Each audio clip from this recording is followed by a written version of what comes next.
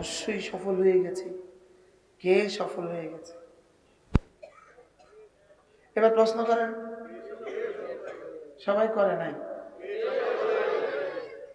আমরা তো দুনিয়াতে বুঝি মেম্বার সাহেব সফল মেম্বার, চেয়ারম্যান সফল চেয়ারম্যান, সফল মোহতামিম সফল মোহতামিম, সফল অধ্যক্ষ, সফল টিচার, বুঝি না?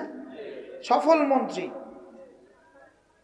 যেই সফলতার পরে ব্যর্থতা আসে, এই সফলতা চূড়ান্ত সফলতা নয়। 16 বছরের সফলতা, 17ই নভেম্বর 2025-এর ফাঁসির রায়। 16 বছরের সফল মহিষী নারী, 17ই নভেম্বর 2025 ফাঁসির রায়। ওই সফলতা নয়, যেই সফলতার পরে ব্যর্থতা আসে। ওই সফলতাই সফলতা, যেই সফলতার পরে আর জীবনে কখনো জীবনে কখনো লয় হবে না। যেই সফলতায় কাপড় জীবনে কখনো পুরাতন হবে না। যেই সফলতায় বয়স কখনো বুড়ো হবে না। যেই সফলতায় সুস্থতা জীবনে কখনো অসুস্থ হবে না। যেই সফলতা পরে আর জীবনে কখনো মৃত্যু আসবে না। এই সফলতাকে রব বলেন সফল হয়ে গেছে। বলেন তো কোন সফলতা? যেই সফলতার পরে কি নাই? বলেন, যেই সফলতার পরে আর কোনো ব্যর্থতা নাই। ফামান যুহযিহা আনিন নার ওয়া উদখিলাল জান্নাহ ফাকাদ ফাজ। যেদিন জান্নাতে ঢুকে যাবে বান্দা, সেদিন বুঝবে সে সফল হয়ে গেছে। এর আগ পর্যন্ত সফল বলার সুযোগ নাই। হ্যাঁ, আগে সফলতার কিছু চিহ্ন আছে। সুবহানাল্লাহ। আগে সফলতার কিছু কর্ম আছে। সফলতা কিন্তু কর্ম নয়, সফলতা হলো ফলাফল। সফলতা কর্ম না, ফলাফল। সফলতা হলো ফলাফল। যেই কর্মে সফলতা হয়, লাভ করে, ওই কর্মটা ফলাফলের চেয়ে দাম বেশি। সুবহানাল্লাহ। একটা হলো পুরস্কার, আর একটা হলো কাজ। যেমন আমাদের একটা ছেলে এই মুহূর্তে সারা বছর একটানা কোনোদিন গায়ের হাজির থাকে নাই। হুজুর আগামী বছর আর একটা পুরস্কার দিবেন, সেটা হলো 40 দিন যাদের তাকবীরুল্লাহ ছুটে নাই। এটা নতুন সংযোজন করবেন হুজুর ইনশাআল্লাহ। কেমন হবে? এটা কোথায় দিছে? আপনাদের মাদ্রাসায় দিছিল, কোন এক মাদ্রাসায় এই পুরস্কারটাও দিছিল। যাদের তাকবীরুল্লাহ ছুটবে না, এদেরকেও আগামী বছর পুরস্কার দিবেন। তাহলে যে বাচ্চাটা সারা বছর একদিনও তার কোনোদিন ক্লাস মিস হয় নাই, তাকে আমরা পুরস্কার দিলাম সর্বোচ্চ 500 টাকার একটা বই। বলুন তো পুরস্কার কত, আর ওইদিকে তার কর্মটার দাম কত? সুবহানাল্লাহ। বলুন, বুঝে থাকলে বলুন তো দেখি, কর্মের দাম বেশি না পুরস্কারের দাম বেশি? যেমন একজনে আপনাকে বাড়ি বানিয়ে দিল, এক মিস্ত্রি, রাজমিস্ত্রি 5 কোটি টাকা ব্যয় একটা দৃষ্টিনন্দন বাড়ি বানিয়ে দিল, আপনি ওকে পুরস্কার দিবেন তো কত দিবেন? 10 কোটি, 5 কোটি, হ্যাঁ 50,000। হাজী সাহেবের মতো হইলে 1 লাখ। কি? তাহলে কর্মটা কত দামি আর পুরস্কারটা কত? আমাদের ছাত্ররা 30 পারার হাফেজ হয়েছে, আমরা পুরস্কার হিসেবে তার মাথাটা পাগড়ি উঠিয়ে দিয়েছি 500 টাকার পাগড়ি। তাহলে কর্মের দাম কত, পুরস্কারের দাম কত? কর্মের দাম বেশি না পুরস্কারের দাম বেশি? না, বুঝে বলেন। যেমন ধরেন লাসাজদাতুন ওয়াহিদাতুন খায়রুম মিনাদ দুনিয়া ওয়া মা ফিহা, একটা সেজদা দুনিয়ার মধ্যে যা আছে তার চেয়েও দামি।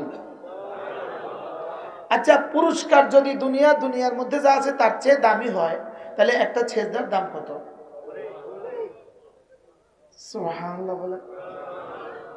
তাহলে পুরস্কার দামি বেশি হয় না কর্ম দামি বেশি হয়? হ্যাঁ, আবার বলে। তাইলে বোঝা গেছে রব আমাদেরকে ইবাদতের জন্য বানিয়েছেন। তাহলে বোঝা গেছে ইবাদত জান্নাতের চেয়ে দাম বেশি। আর ওই ইবাদত শিখতে হয় ইলম দিয়ে, তাহলে বোঝা গেছে ইলম ইবাদতের চেয়ে দাম বেশি। এবার আর সুবহানাল্লাহ বলেন। আগেটা কিন্তু বুঝছে, এটা কিন্তু আর বুঝে নাই। আল্লামা ইবনুল কাইয়িম আল জাওজিয়্যা আলাইহিস রাহমাত তিনি লিখেছেন, কোন মানুষ যদি একটা কিতাব আছে কিতাবুল মাআথির, মাআথির 20 খণ্ডে কিতাব, এর মধ্যে আল ইলম এক বহাস আছে। এই বহাসের মধ্যে আল্লামা ইবনুল কাইয়িম আল জাওজিয়্যার এই কথা নকল করা হয়েছে। কি বলেছেন? একজন মানুষ যদি তার আঙ্গুলের মাথাটাকে সমুদ্রে রেখে দেয়, এবার তার আঙ্গুলের মাথায় যে পরিমাণ পানি, এটা হলো একটা পানি, আর বাকিটা হলো কি? সমুদ্রের অবশিষ্ট পানি। এটা একটা হাদিস আছে আলাদা, লেকিন তিনি এটা বলেন যে সারা পৃথিবীর সমস্ত মানুষের সমস্ত নফল ইবাদত আঙ্গুলের মাথার পানি, শুধু জিহাদ সমুদ্রের অবশিষ্ট পানি। সুবহানাল্লাহ বলেন। কি বলছে বলেন? নোয়াখালীর হানি আর পানি হয় না। আপনি কেমনে বুঝলেন আমি যে নোয়াখালী? আমগো বাড়ি হলো এই পাশের গ্রামে, কানকিরহাট লুধুয়া গ্রাম আমাদের। সারা দুনিয়ার সমস্ত ইবাদত হলো আঙ্গুলের মাথার পানি, জিহাদ সমুদ্রের অবশিষ্ট পানি। এবার সারা দুনিয়ার সমস্ত ইবাদত যোগ জিহাদ আঙ্গুলের মাথার পানি, তলাবুল ইলমে শুধুই ইলম তালাশ করা সমুদ্রের অবশিষ্ট পানি।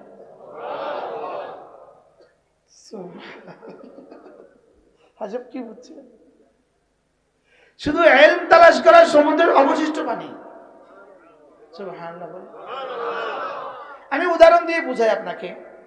যেমন ইনি বসে বসে দোয়া করছে, দোয়া হাত তুলে বসে বসে ধ্যানের সাথে হৃদয়ের সবটুকু ভালোবাসা দিয়ে চোখের পানি ফেলে দিয়ে বসে বসে দোয়া করছেন, দোয়া দোয়া দোয়া, ধ্যানের সাথে দোয়া। তা আপনি বলবেন নিশ্চয়ই ইনার এই দোয়া সারা পৃথিবীর এই মুহূর্তে যত গাফেল আছে সকলের মোকাবেলায় এই কাজটা দামি। দামি বলবেন কিনা বলেন? এবার ইনার পাশের উনি বসে বসে জিকির করছে, বলেন কি করছে বলেন? ইনি কি করছিলেন আর ইনি কি করছে? ইনি বসে বসে জিকির করছে, সুবহানাল্লাহ আলহামদুলিল্লাহ, বসে বসে জিকির করছে। সারা পৃথিবীর 800 কোটি মানুষ যদি একসাথে বসে বসে দোয়া করে, যেই পরিমাণ নেকি হবে, ইনি একজন বসে বসে জিকির করছে, ইনি এদের 800 কোটি মানুষের চেয়ে ইনি দামি। কল্পনা করেন কটা গেল? কি কি? দোয়া। ইনি ভাবলেন আমি আরো দামিটা করব। এবার ইনি বসে বসে কোরআনে কারীমের তিলাওয়াত করছেন। এবার 800 কোটি মানুষ যদি জিকিরওয়ালা হয়, ইনি কোরআন তেলাওয়াতওয়ালা, ইনার দাম ইনাদের চেয়ে বেশি। কয়টা? কি কি? এই ওয়াজ আমি হাটহাজারী মাদ্রাসার মাঠে করছি গত বছর জুমার আগে। হাটহাজারী সালানা জলসায় হাটহাজারী মাছের মাঠে বলছি। মূলত আমি হাটহাজারী মাছের মাঠে এজন্য বলছিলাম, হাটহাজারীর ওস্তাদদের থেকে যেন আমাকে আমার বুঝ ব্যবস্থা দুর্বল হলে ঠিক করে দেয়, এই আশায় বলছিলাম। এখানেও আমি ওলামা উম্মতের সামনে এটা এই আশায় বলছি, আমি যেন আবেগে রাসূলের খেলাফ না বলে ফেলি। বলেন দোয়াওয়ালা তার চেয়ে দাম কার? এবার তার চেয়ে দাম কার? কয়টা? ইনি ভাবলেন যে আমি আরো দামিটা করব। ইনি এবার নফল নামাজে দাঁড়িয়ে গেলেন। এবার নামাজের বাইরে তেলাওয়াত আর নামাজের ভিতরে তেলাওয়াত কোটি কোটি গুণে ব্যবধান। এক দোয়া, জিকির, নফল। কটা গেল?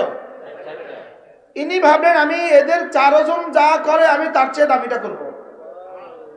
ইনি বেশি কিছু করতে পারেন না, ইনি ফরজ নামাজ পড়ে, ওয়াজিব পড়ে, সুন্নতগুলো পড়ে, আর বেশি দোয়াও করার টাইম পায় না, বেশি জিকিরের টাইম পায় না, বেশি তেলাওয়াতের টাইম পায় না, বেশি নওয়াফিলের টাইম পায় না। ইনি ঘুরে ঘুরে মানুষের দুয়ারে দুয়ারে গিয়ে বলে, ভাই কুলু লা ইলাহা ইল্লাল্লাহ তুফলিহু। ইনি মানুষকে নামাজের দিকে দাওয়াত দেয়। ইনি মানুষকে নামাজের দিকে কি দেয় বলেন? এবার ইনি কোটি কোটি নফল ওয়ালার চেয়েও ইনার দাম বেশি। কয়টা পাইছি বলেন? 1 number, 2 number, 3 number, 4 number, 5 number দাওয়াত। এবার ইনি ভাবলেন যে আমি এদের চেয়ে দামিটা করব। ইনি চুপে চুপে আলহামদুলিল্লাহ গিয়ে হামাসের সাথে যোগ দিয়েছে।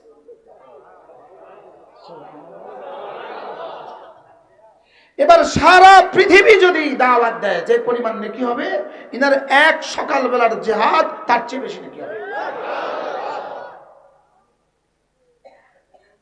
কথা গেছে? এবার উনি ভাবলেন যে আমি হুজুর এর চেয়ে দামি কিছু কি আছে?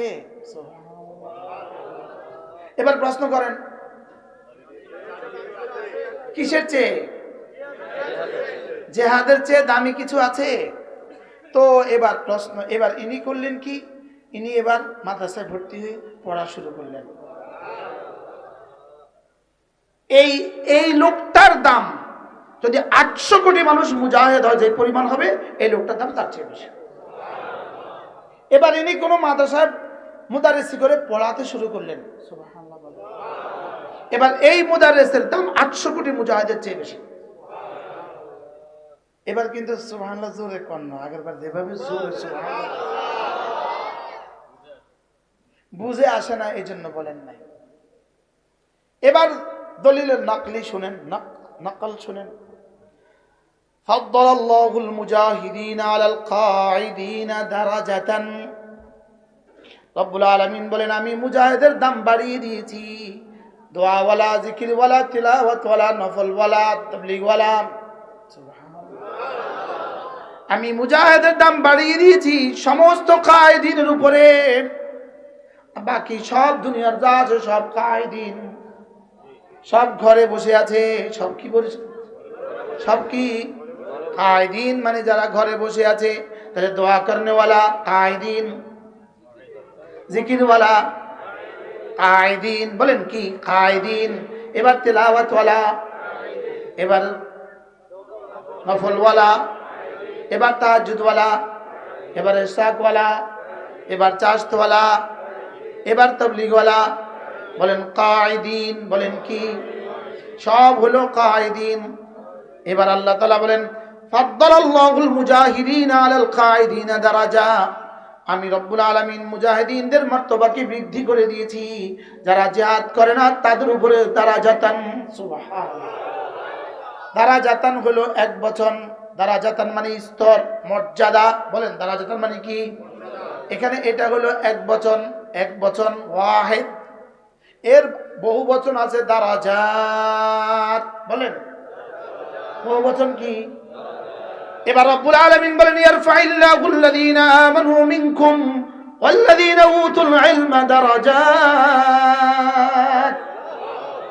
এবার রব্বুল আলামিন বলেন যাদেরকে সিনা আমি ইলম দিয়েছি, উলুম নবুয়ত দিয়েছি, তাদের দাম আমি অন্যদের তুলনায় বাড়িয়ে দিয়েছি দারাজাত। এবার বলুন তো, এবার উলুল ইলমের মোকাবেলায় গায়রে উলুল ইলম খাওয়া মুজাহিদ কেউ না হো। সুবহানাল্লাহ। চাই সেটা মুজাহিদ যদি হয়, চাই সেটা তাবলীগওয়ালা হয়, চাই সেটা নফলওয়ালা হয়, চাই সেটা জিকিরওয়ালা হয়, চাই সেটা তেলাওয়াতওয়ালা হয়, চাই সেটা দোয়াওয়ালা হয়। সুবহানাল্লাহ। চাই সেটা বক্তা হয়। বক্তার তো দামই নাই। আমরা মনে করছিলাম কি বক্তার অনেক দাম। বক্তা হলো হকার, ইনি হলেন গোডাউনের মালিক। সুবহানাল্লাহ বলেন। এই হকারের কাছে মাল বেশি না আওয়াজ বেশি? মাল বেশি না আওয়াজ বেশি? এবার গোডাউনের মালিকের কাছে মাল বেশি না আওয়াজ বেশি? বক্তারা আওয়াজ বেশি লাগায় কি লেগে? কম মাল কম। কি কম? মাল কম। মাল বেশি হলে আওয়াজ কম হয়। মনে হয় বুঝেন না। মাল বেশি হলে কি হয় বলেন? আর আওয়াজ বেশি হলে? আওয়াজ বেশি দিলেই বুঝবেন এটার মাল কম।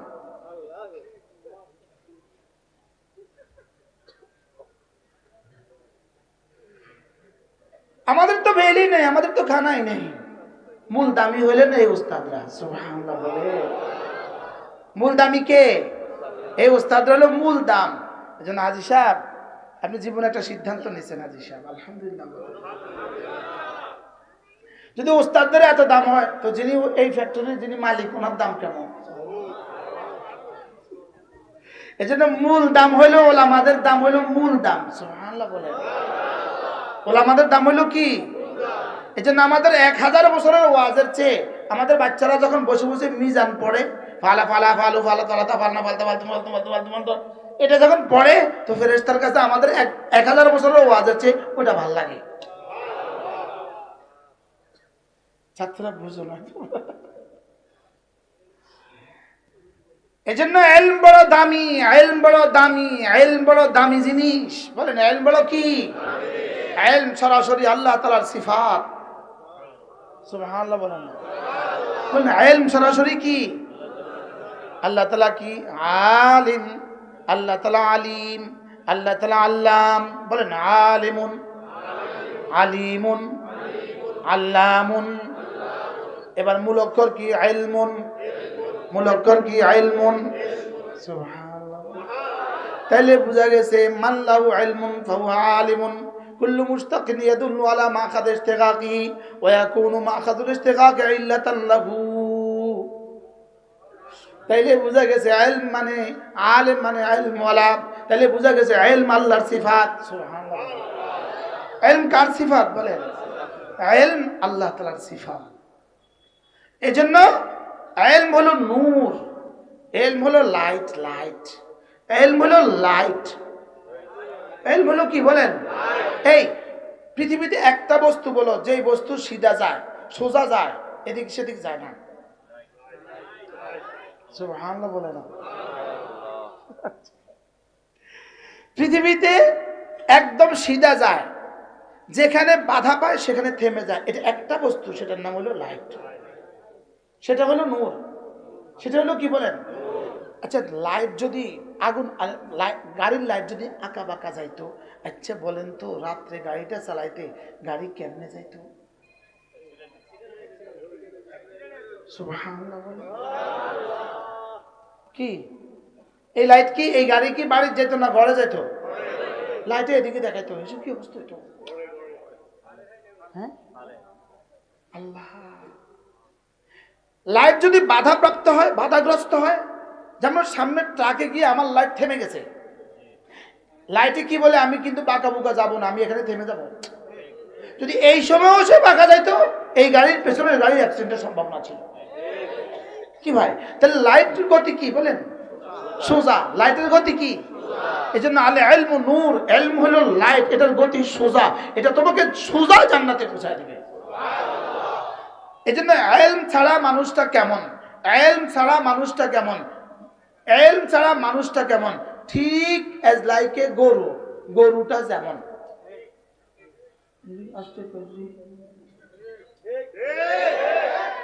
যখন লাগছে তখন কয় না, যখন লাগে না তখন। ইলম ছাড়া মানুষটা কেমন বলেন? আপনি বলবেন যে আপনি আমাদের সবগুলো মানুষকে গরু বলছেন। না, আপনাকে গরু বলি নাই। আমরা কোনো না কোনো ভাবে ইলমের ছোঁয়ায় বড় হয়েছি। সুবহানাল্লাহ। আমাদের কাছে আল্লাহ তাআলা ওয়াহিদ, আল্লাহ ওয়াহিদ, এই ইলম আমাদের কাছে আছে। আল্লাহ তাআলা এক, এই ইলম আমাদের কাছে কি বলেন? আল্লাহ তাআলা এক, এই ইলম আমাদের কাছে আছে না নাই বলেন? আল্লাহ তাআলা এক, এটা পৃথিবীর সবচেয়ে বড় ইলম। কুল হুয়াল্লাহু আহাদ বলেন, এটা দুনিয়াতে সবচেয়ে বড় ইলম। এটা দুনিয়াতে কি আমরা সকলে এই কথাটা জানি কিনা বলেন?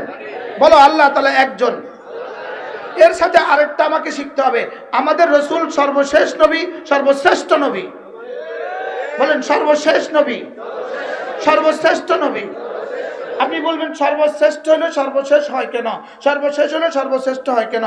হ্যাঁ, যিনি সর্বশেষ হন তিনি সর্বশ্রেষ্ঠ হওয়া লাজেম, আর যিনি সর্বশ্রেষ্ঠ হন তিনি সর্বশেষ হওয়া লাজেম। সুবহানাল্লাহ। বলেন আমাদের নবী সর্বশেষ নবী। এক আওয়াজ, সর্বশেষ নবী, সর্বশ্রেষ্ঠ নবী। আমাদের নবী সর্বশেষ নবী, আমাদের নবী সর্বশ্রেষ্ঠ নবী। তাহলে সর্বশ্রেষ্ঠ আবার কি বলো, যিনি সর্বশ্রেষ্ঠ হন তিনি সর্বশেষ হন। এবার আমাদের ইসলাম, বলো আমাদের ইসলাম একমাত্র ধর্ম, আমাদের ইসলাম একমাত্র ধর্ম, সর্বশ্রেষ্ঠ ধর্ম, একমাত্র ধর্ম। এখানে শুধু সর্বশ্রেষ্ঠ ধর্ম বললে হবে না, শুধু শ্রেষ্ঠ ধর্ম বললে হবে না, বলতে হবে একমাত্র ধর্ম। আজকের পৃথিবীতে ইসলাম কি একমাত্র ধর্ম। অনেক নওজোয়ান দেখতেছি, মাশাআল্লাহ, তোমাদের জন্য বলছি, আমাদের ইসলাম কি? আবার বলো আমাদের ইসলাম কি? একমাত্র ধর্ম। আমাদের ইসলাম কি? একমাত্র ধর্ম। বলুন একমাত্র ধর্ম আর শ্রেষ্ঠ ধর্ম, সর্বশ্রেষ্ঠের মধ্যে পার্থক্য কি? সর্বশ্রেষ্ঠ মানে আরো শ্রেষ্ঠ আছে। হ্যাঁ, সর্বশ্রেষ্ঠ মানে আরো গুড বেটার রয়ে গেছে। আমাদেরটা বেস্ট ধর্ম, ওদেরটা গুড আর বেটার না। আমাদেরটা গুড আর বেটার নয়, পৃথিবীর কোনোটা গুড নাই, পৃথিবীর কোনোটা বেটার নাই, পৃথিবীর কোনোটা শ্রেষ্ঠ নাই। আমাদেরটা সর্বশ্রেষ্ঠ নয়, আমাদেরটাই ধর্ম। বুঝে বলেন, বলেন আমাদের ধর্ম ছাড়া, ইসলাম ছাড়া, বলেন অন্য কোনো ধর্ম ধর্ম নয়। ইসলাম ছাড়া অন্য কোনো ধর্ম কি নয়? বলেন ধর্ম নয়। ইসলাম ছাড়া অন্য কোনো ধর্ম আল্লাহর কাছে গ্রহণযোগ্য নয়। এজন্য আটদলীয় জোট যদি কোথাও যদি কোনো প্রয়োজনে অমুসলিমকে যদি তাদের কি দেয়, প্রার্থী দেয়, এটা উম্মতে মুসলিমা মানে নিবে না। মনে হয় বুঝেন নাই কি বলছি, বলেন বুঝে কোন? ইসলামী জোট অমুসলিমকে প্রার্থী দিতে পারে না। যদি প্রার্থী ইসলামী জোট অমুসলিমকে দেয়, এই জোটের সাথেও আমরা নাই। কিটা ঠিক? আমরা ইসলামের সাথে আছি, বলেন না। ইসলামী জোট অন্য কোথাও বাংলাদেশের কোন অবস্থাতেই বাংলাদেশের কোন আসনে অমুসলিমকে সিট দিতে পারবে না, নমিনেশন দিতে পারবে না। আপনাদের প্রাণের দাবি কি না, বলেন? ওদেরকে শুনে দেন, নেতাদেরকে শুনে দেন, এটা আমাদের হৃদয়ের দাবি। এটা 18 কোটি মুসলমানদের সাথে গাদ্দারি হবে। 18 কোটি মুসলমানদের সাথে কি হবে? এটা হইতে পারে না। যদি এবার 8 দল একসাথে হয়ে আসেন, 8 দল যদি একসাথে হয়ে আসেন, ইনশাআল্লাহ ইমানের প্রশ্নে আর ইসলামের প্রশ্নে আমরা আপনাদেরকে নৈরাশ করব না। এবার আর ইনশাআল্লাহ জোরে কয় না। কিসের উপর ইনশাআল্লাহ বলছেন? ইসলামের পক্ষে। যদি একজন আসেন, যদি ইসলামের নামে 17 জন আসেন, আমরা কারে দিতাম? তোমরা কও, যদি ইসলামের নামে কয়জন আসেন? যদি ব্যালট একটা হয় আর বক্স যদি কি হয় একটা হয়, নমিনেশন যদি একজন হয়, তো ইনশাআল্লাহ আমরা আপনাদের জন্য দোয়া করব। দোয়া করবেন তো ইনশাআল্লাহ? এখানে কিন্তু মাসালা আসবে ঈমান আর ইসলাম, এখানে ঈমান আর বেঈমানির মাসালা আসবে, ইসলাম আর অনিসলামের মাসালা আসবে, নামাজি আর বেনামাজির মাসালা আসবে। বাস্তব না বাস্তব, বলেন? আসবে না আসবে না, বলেন? এজন্য আল্লাহ তাআলা আমাদেরকে শুভ বুদ্ধির উদয় করে দেন, আল্লাহ তাআলা আমাদেরকে কবুল করেন। কথা আমার অনেক দূর চলে গেছে। বলুন তো দেখি, ইলমের দাম কত? এজন্য আমি ব্যক্তিগতভাবে একটা বিষয়, ব্যক্তিগতভাবে আমাকে অনেকেই অফার করছে, প্রস্তাব করছে, নির্বাচন করলে কেমন হয়, আপনি নির্বাচন করেন। আমি বলতেছি, রব বলেন ইয়ারফাইল্লাহুল্লাযীনা আমানু মিনকুম ওয়াল্লাযীনা উতুল ইলমা দারাজাত। রব আমরা রাখছে কথা, আমি যাইতাম কথা, আমি এত বেকুব হইতাম না। না না ভাই,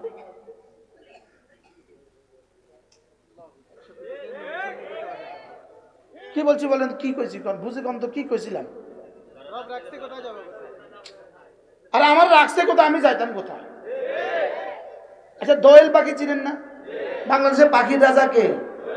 দোয়েল। আচ্ছা দোয়েল পাখি যদি এই ছোট্ট একটা এই কি বলে এটাকে ফড়িং একটা দেখে, তার পিছনে ছুট দেয় কিনা? দোয়েল যে ফড়িংটার পিছনে ক্যাচর পিছনে ছুট দিছে, দোয়েল কি জানে সে যে পাখির রাজা? সে যদি জানতো সে পাখির রাজা, সে জীবনে কোনদিন ক্যাচর পিছনে দৌড় দিত? তাহলে ক্যাচর পিছনে দৌড় দিছে কেন?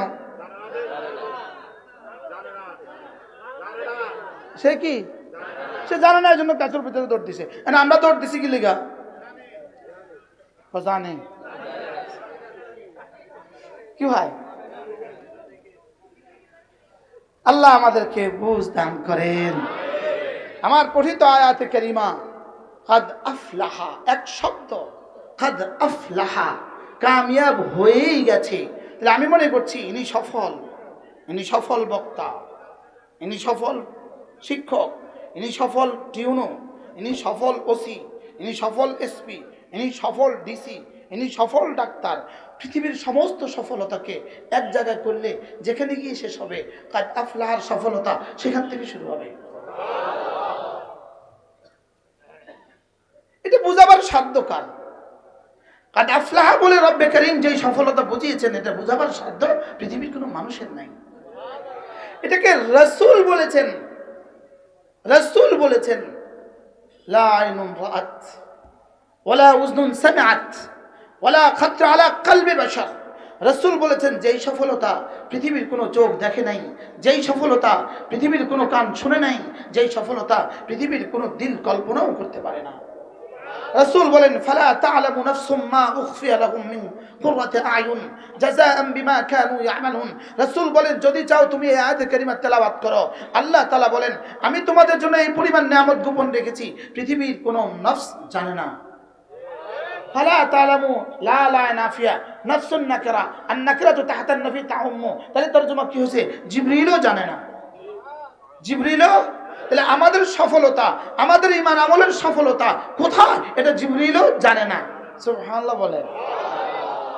এখন আমরা তো যেমন ধরেন ফজরের নামাজের 2 রাকাত সুন্নাত। বলেন কি বলছি? সবাই বলেন তো, বুঝে কোন কি বলছি? একটা শব্দ। এবার জিজ্ঞেস করেন হুজুর আচ্ছা ফজরের 2 রাকাত সুন্নাতের দাম কত? একটু জিজ্ঞাসা যায়, প্রশ্ন করেন। এবার রাসূল বলেন রাকাতা সালাতিল ফজর খায়রুম মিনাদ দুনিয়া ওয়া মা ফিহা। আল্লাহর নবী বলেন ফজরের 2 রাকাত সুন্নাত দুনিয়ার মধ্যে যা আছে তার চেয়েও দামি। ফজরের 2 রাকাত সুন্নাত দুনিয়ার মধ্যে যা আছে তার চেয়েও দামি। এবার বলুন তো দেখি কত সম্পদের মালিক হলে দুনিয়ার মধ্যে যা আছে তার চেয়ে দামি হবে? এটা কি সম্ভব? এটা আমি বাচ্চাদেরকে বারবার উঠতে বলছিলাম, তখন ওরা উঠে নাই, এখন কিন্তু উঠতেছে ঠিক হয়ে। আমরা তো বুঝে শুনে কথা বলার চেষ্টা করি, বুঝলেন না? বাচ্চারা ডিস্টার্ব করে। রাকাতা সালাতিল ফজর খায়রুম মিনাদ দুনিয়া ওয়া মা ফিহা। ফজরের 2 রাকাত সুন্নাতের দাম দুনিয়ার মধ্যে যা আছে তার চেয়েও দামি। এবার বন্ধু বলো তো দেখি, যদি কেউ ঘোষণা দেয় আগামী দিন ফজরের 2 রাকাত সুন্নাত পড়লে 500 টাকা দিবে, বলুন তো দেখি বাংলাদেশে মুসলমান কি পরিমাণ মসজিদে যাবে? হ্যাঁ, যাবে না? তোমার কাছে 500 টাকার বিশ্বাস তো হয়ে গেল, লেকিন তোমার নবীর কথা খায়রুম মিনাদ দুনিয়া ওয়া মা ফিহা, দুনিয়ার মধ্যে যা আছে তার চেয়েও দামি, এটা তো তোমার বিশ্বাস হয় নাই। বাস্তব না বাস্তব বলেন? হ্যাঁ, সত্য না মিথ্যা কইছি? তাহলে আজকে থেকে নিয়ত বানাও, আজকে থেকে ফজরের সুন্নাত পড়বই পড়বো ইনশাআল্লাহ। আরো জোরে ইনশাআল্লাহ। এবার যদি সুন্নতের যদি এত দাম হয় তাহলে ফজরের ফরজের দাম কত? এবার রাসূল বলেন সুন্নতের দাম তো আমি বসালাম, আমি দিলাম, লেকিন রাসূলও নিজের থেকে দেন নাই। ওয়ামা ইয়ানতিকু আনিল হাওয়া, রাসূল নিজের থেকে দেন না যতক্ষণ না তার রব তাকে না বলেন। এবার ফজরের ফরজের দাম কত? এবার রাসূল বলেন মান সাল্লা সালাতাল ফজরে ফাহুয়া ফি জিম্মাতিল্লাহ। ফজরের নামাজ পড়লো যে আল্লাহ জিম্মায় ঢুকলো সে। সুবহানাল্লাহ। স্লোগান দাও, ফজরের নামাজ পড়লো যে আল্লাহ জিম্মায় ঢুকলো সে। ফজরের নামাজ পড়লো যে আল্লাহ জিম্মায় ঢুকলো সে। এজন্য আমি আশাবাদী এবারে যারা নির্বাচন করবেন বাংলাদেশে, ইসলামের যারা নামে না যারা নির্বাচন করবেন, এদের কারোর আজ থেকে নির্বাচন পর্যন্ত ফজর ছুটতে পারবে না। এবার আর জিয়া জোরে কন্ন কি এবার বুঝা গে, এবার তো তাহলে বলতে হবে ইসলামী আন্দোলনের যত নেতা কর্মী আছে কেউ ফজর ছাড়তে পারবে না। যদি ফজর ছেড়ে দাও বন্ধু, আল্লাহর জিম্মা থেকে বের হয়ে গেলে, ফজর ছেড়ে দিলে আল্লাহর জিম্মা থেকে তুমি বের হয়ে গেলে। ফজর নামাজি ইমাম আর মুয়াজ্জিন আর তাবলীগের দুই একজন ছাড়া বাকিরা কোথা থাকে? যারা ফজরে জাগবেন না, আপনাদের দিয়ে কমপক্ষে ইসলামী আন্দোলন এদেশে হবে না। শক্ত হয়ে গেছে।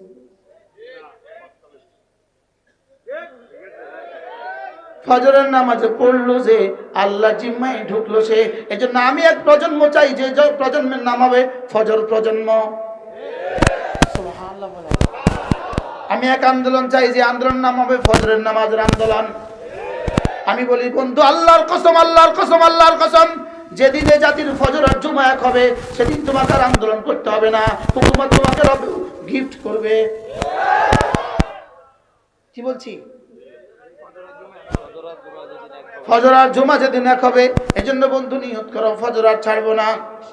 বলো বন্ধু, ফজর আর করবো না কাজা। আবার বলেন ফজর আর করবো না কাজা, ফজর আর ছাড়বো না, ফজর আর ছাড়বো না। সবাই বলেন ফজর আর ছাড়বো না। আমি বলি ইনশাআল্লাহ, ইনশাআল্লাহ। হাত উঠাইয়া ওয়াদা করলাম ভাই, ফজরের নামাজে নিশ্চিত করে মরতে চাই সবাই। কি ভাই কি করবো ইনশাআল্লাহ ভাইয়া? বলো ফজরের নামাজ নিশ্চিত করে মরতে চাই সবাই। ইনশাআল্লাহ, ইনশাআল্লাহ। হাত উঠাইয়া ওয়াদা করলাম ভাই, ফজরের নামাজে ঠিক করিয়া মরতে চাই সবাই, ফজরের নামাজে ঠিক করিয়া মরতে চাই সবাই। বলো ফজর, আবার বলেন ফজর, আবার বলেন ফজর। আমি এক প্রজন্ম চাই যে প্রজন্ম ফজর পড়বে। আল্লাহর কসম, আমার মন চায় আমি এক আন্দোলন শুরু করছি, যে আন্দোলনের সভাপতি আমি, সেক্রেটারি আমি। শুকর আদায়ের জন্য বলি, এতগুলো মিডিয়ার সামনে শুকর আদায়ের জন্য বলি, শুকর আদায়ের জন্য বলি, শুকর আদায়ের জন্য বলি।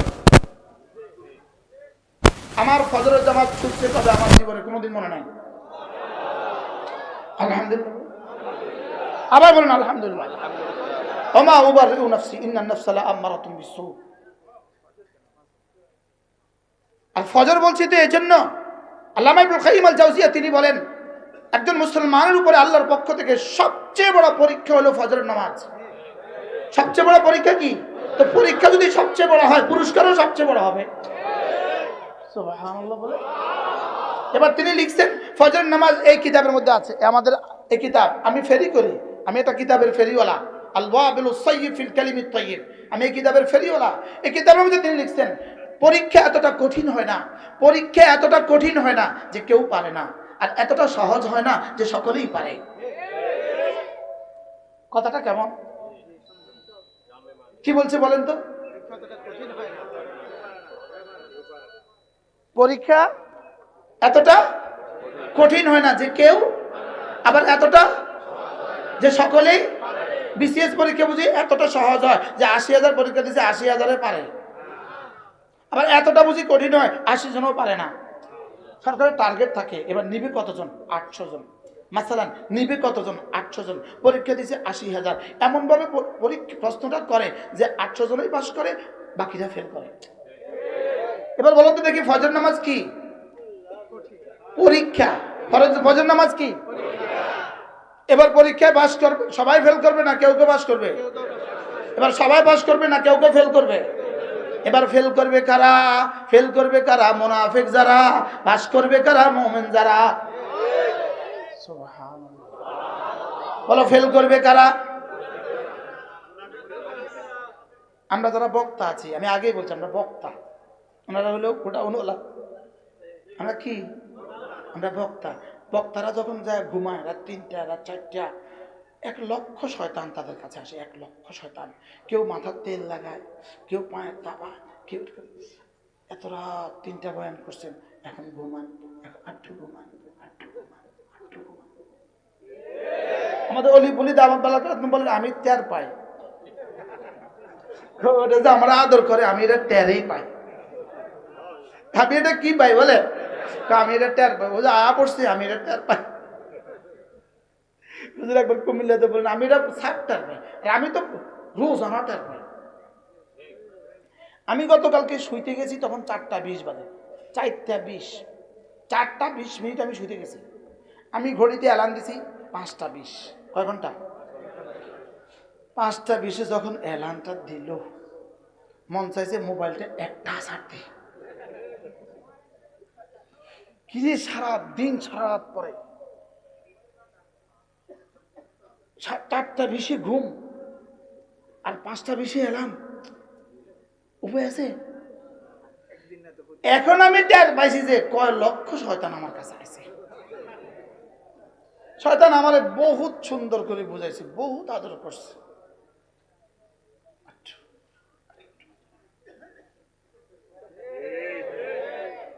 কি যাক আল্লাহ রহম করে, আমার বিবি ও আয়েশা বলতেছে জামাত তৈরি তাড়াতাড়ি, রাহমাহুল্লাহ। আল্লাহর নবী বলেন কোন পুরুষ যদি ভোর রাতে উঠে যদি সে দেখে তার স্ত্রী ঘুমে, সে তাকে যদি জাগায়, এবার স্ত্রী যদি উঠতে অস্বীকার করে, আবার যদি স্ত্রী উঠতে অস্বীকার করে তার একটু পানি দিয়ে দেয়। এবার স্ত্রী অথবা স্বামী ঘুমে স্ত্রী উঠে তাকে জাগা, আবার সে যদি অস্বীকার করে তার মুখে চেহারা পানি মেরে যায়। আল্লাহ রাসূল বলেন এই দৃশ্যটা দেখে রব্বু আজ্জা ওয়া জাল আর সাজিম থেকে রব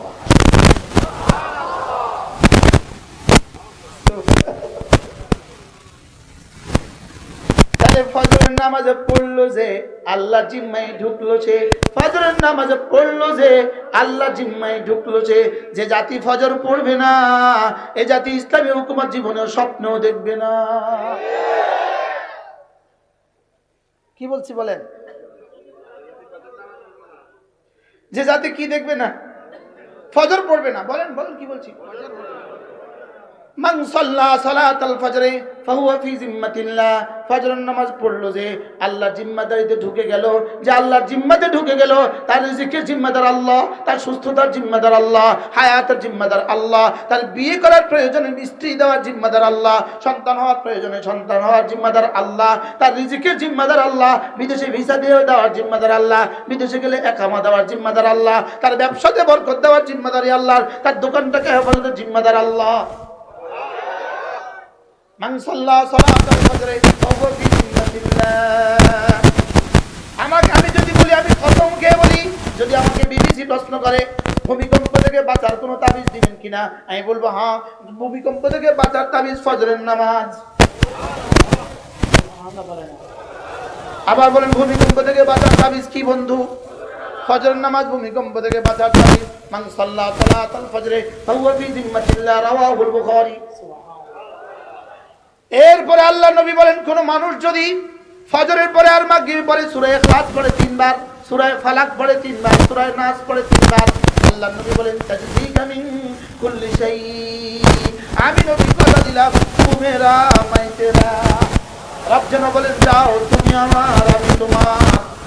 তাজদিকা মিন কুল্লি শাই।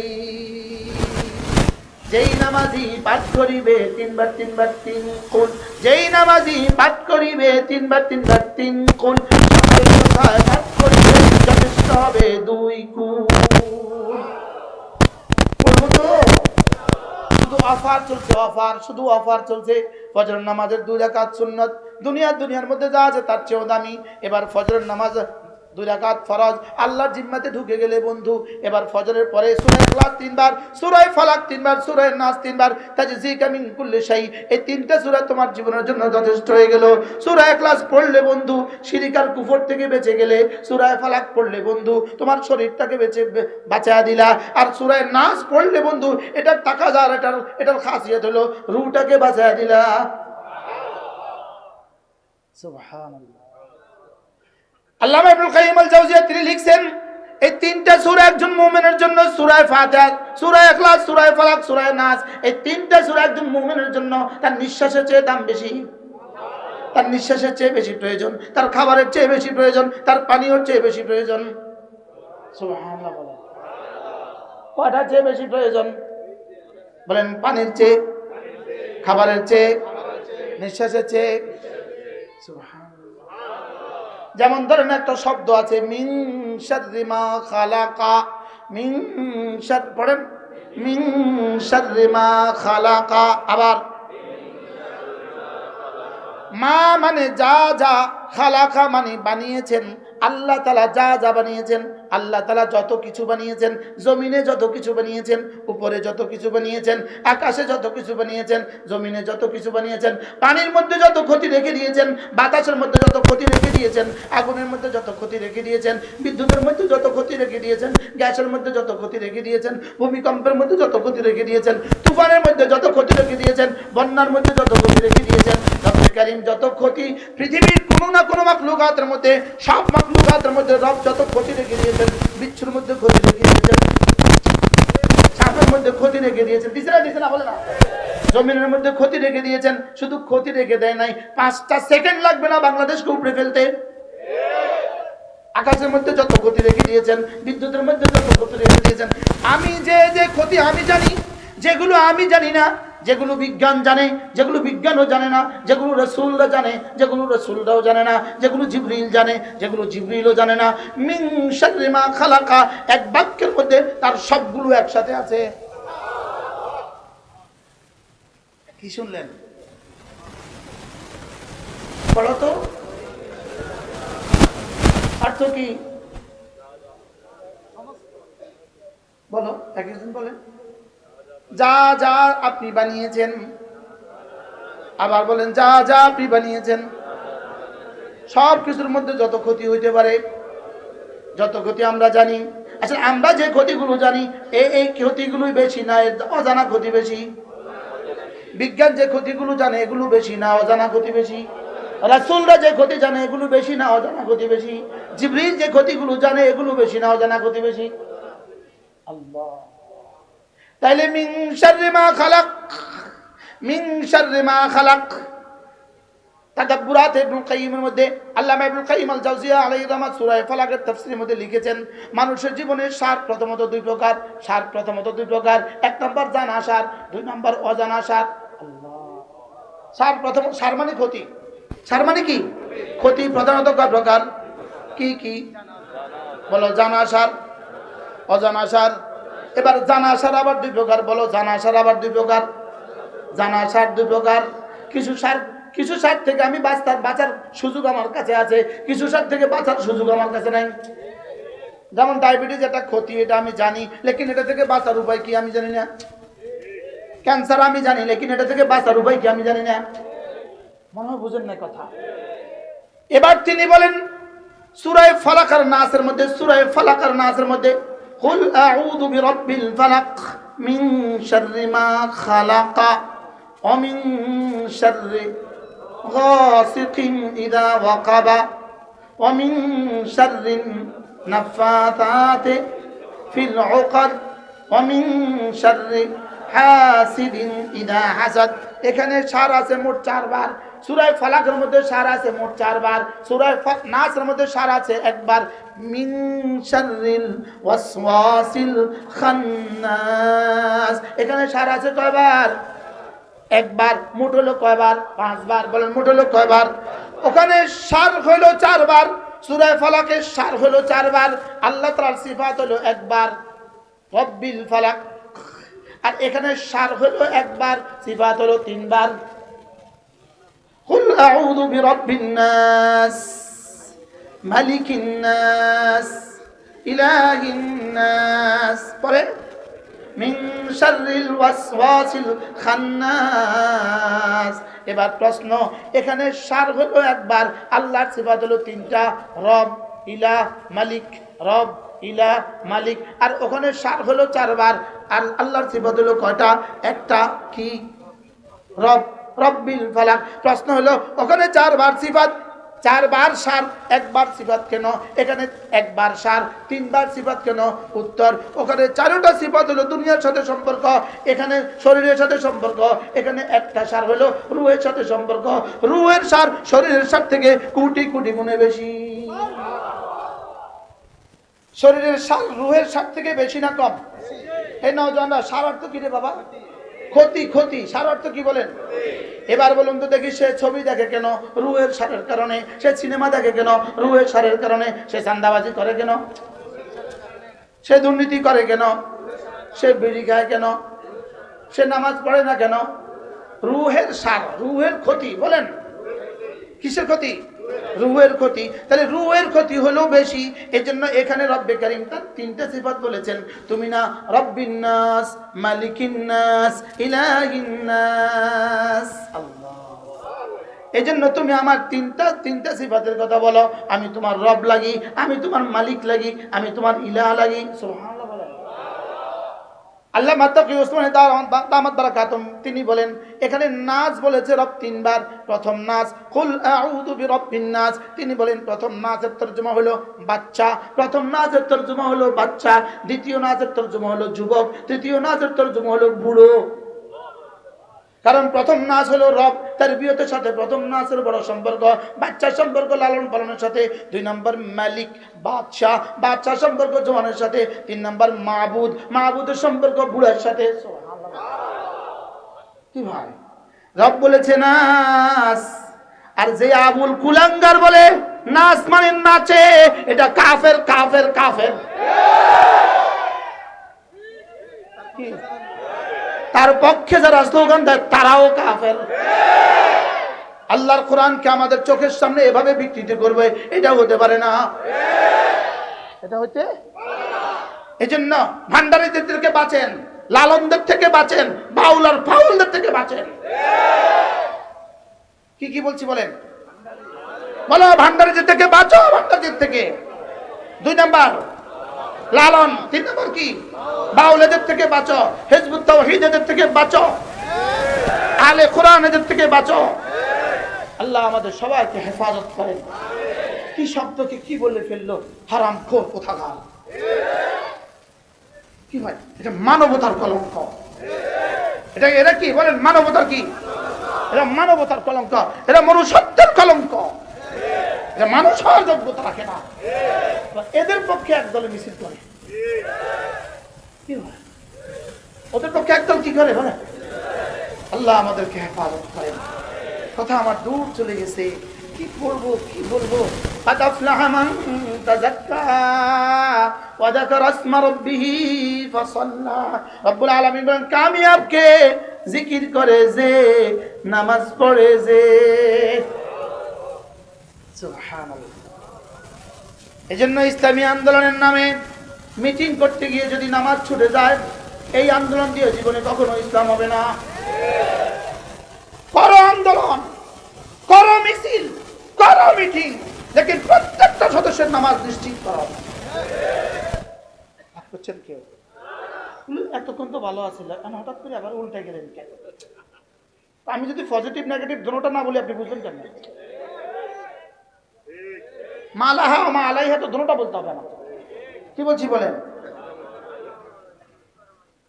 হ্যাঁ কি বাবা?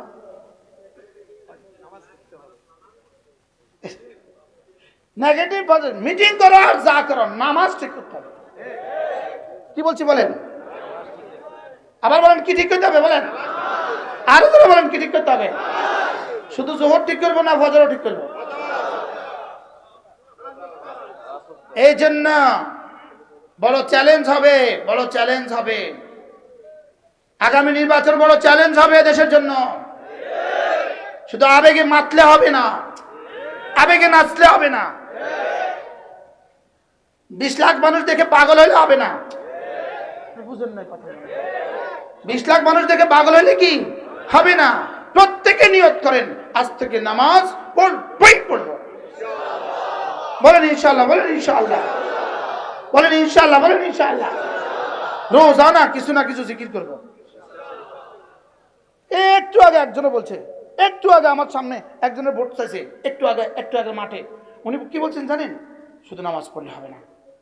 এই কথার কথা তো শুধু নামাজ পড়লে হবে না। তুমি শুধু নামাজ পড়লে হবে না এটা না বলবো, নামাজ পড়তেই হবে, এর সাথে বাকি সব করবো। শুধু নামাজ পড়লে হবে না এটা বলো কেন? আমি বলি শুধু নামাজ পড়লেই হবে। আর যে শুধুই নামাজ পড়তে পারে সে আর কোনো গুনাহ করতে পারে না, কোনো ইবাদত ছাড়তে পারে না। এটা বলেন কি বলে না, শুধু নামাজ পড়লে হবে না। কথা বলেন, একটু আগেও তো বলছে একজন, আসলে এটা অবুঝে বলে, অবুঝে বলে, মনে হয় বুঝেন নাই। কি কয় কোন শুধু নামাজ পড়লে হবে না, এটা কি পজিটিভ না নেগেটিভ বক্তব্য? না,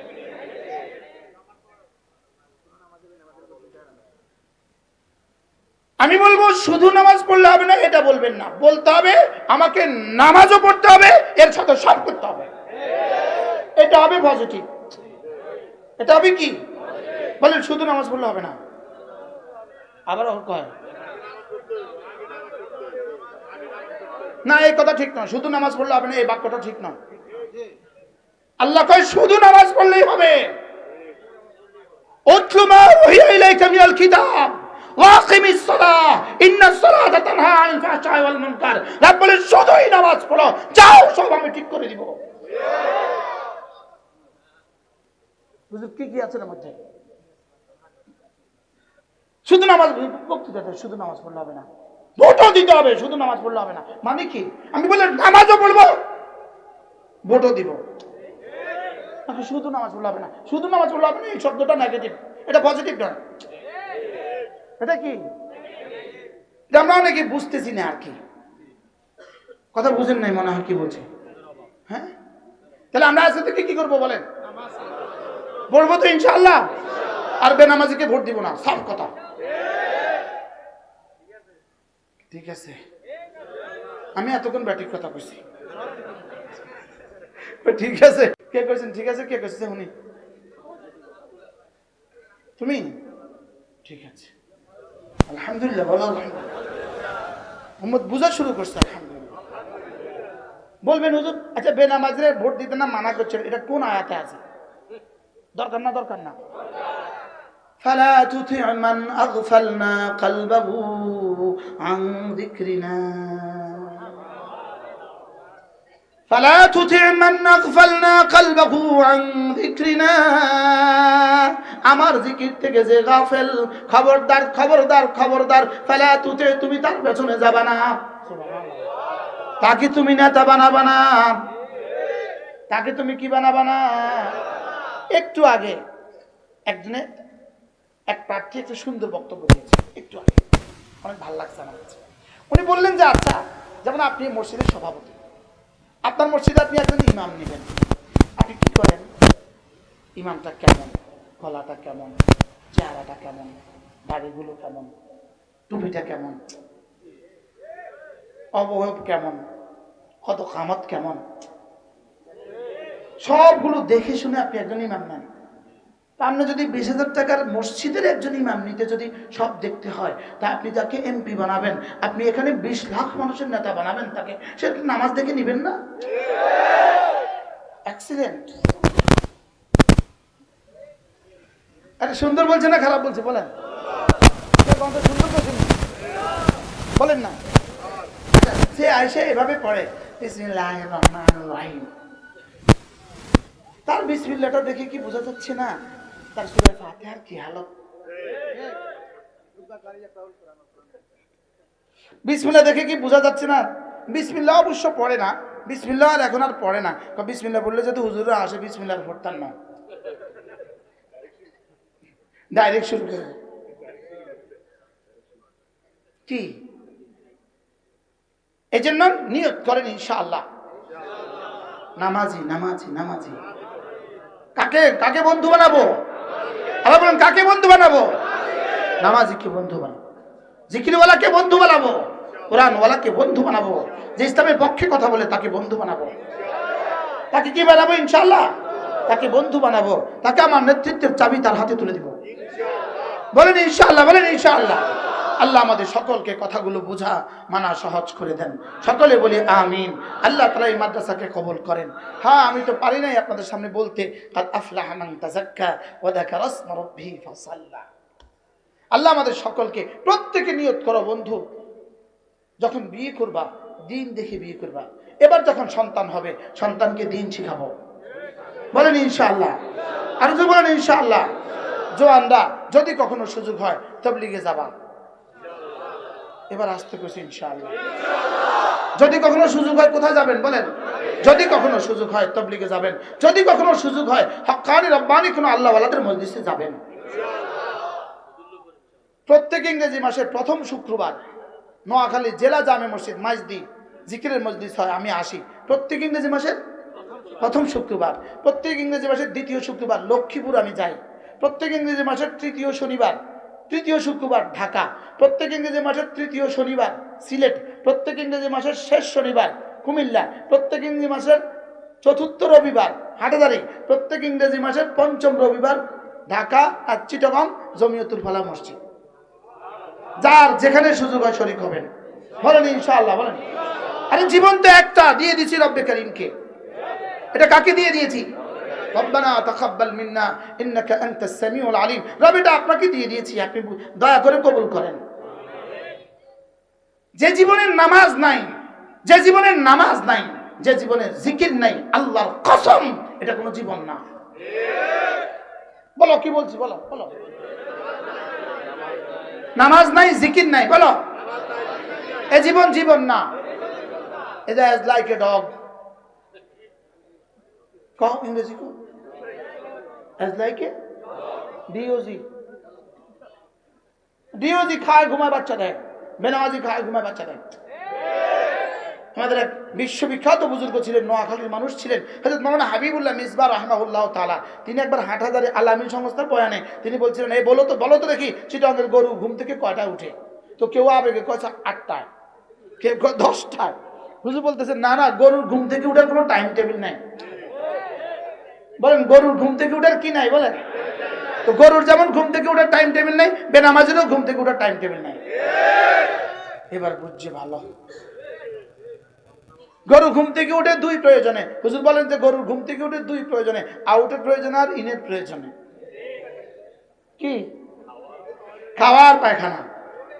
এই দুই জরুরত ছাড়া গরু জীবনেও ঘুম থেকে উঠে না। এবার বলো তো দেখি বেঈমান বেনামাজি আর বেঈমান কয় প্রয়োজনে ঘুম থেকে উঠে? কি কি? খাওয়ার জরুরত, বাথরুম। এবার মুমিন ঘুম থেকে উঠে কোন প্রয়োজনে? নামাজ। মুমিন ঘুম থেকে উঠে কোন প্রয়োজনে? আল্লাহ তাআলা আমাদের জীবনের শেষ নামাজটাও জামাতের সাথে পড়ার তৌফিক দান করেন। আল্লাহ জিকিরের মতো জিন্দেগি নসিব করেন, ফিকিরের মতো জিন্দেগি নসিব করেন। প্রত্যেক রাতে ঘুমাবার সময় বন্ধু, ঘুমাবার সময় সুবহানাল্লাহ 33 বার, আলহামদুলিল্লাহ 33 বার, আল্লাহু আকবার 34 বার। রাসূল বলেন এভাবে হবে 100 বার, মিজানে উঠে যাবে 1000 বার। পুরস্কার দাখালাল জান্নাহ, সোজা জান্নাতে চলে যাবে। করব তো ইনশাআল্লাহ। আল্লাহ আমাদের সকলকে কথাগুলো বোঝানোর সাহায্য করে।